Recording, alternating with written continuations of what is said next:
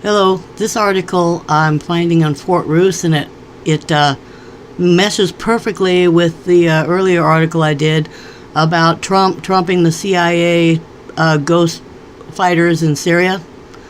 Well, this one, Russian and Syrian forces deal devastating blows to ISIS terrorists.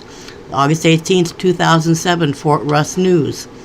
Now, my point here is that once Trump cut off the CIA funding and aid and abetting to the ISIS terrorists, this is illustrative of what happens. The Syrian army is continuing to siege ISIS terrorists in the countryside of Hama while being supported by the Russian Air Force and Russian Ministry of Defense, said in a statement. According to the statement, the Syrian army is close to completely surrounding the terrorists in the town of Uqayrabat, a major regional ISIS hub in Hama countryside, noting that the terrorists are constantly trying to flee the town by all means possible and head towards the eastern province of Deir ez-Zor. Just this week, the Russian Air Force destroyed 730 terrorist sites in Syria, in addition to providing constant backup support for the Syrian army that has recently managed to cut several key ISIS supply routes, namely in the eastern province of Deir ez-Zor. The joint cooperation continued today as the Syrian army made significant gains in the countryside.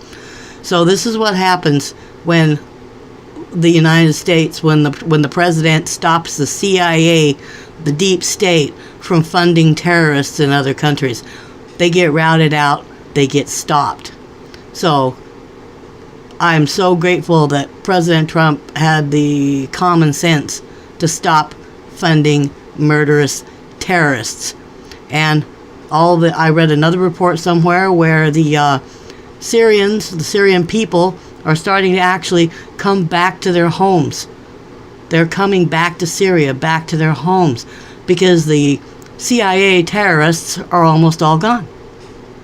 So, thank you, President Trump, for not funding the terrorists anymore, so that Syria can finally, the people can go home, and one day it can start to rebuild itself.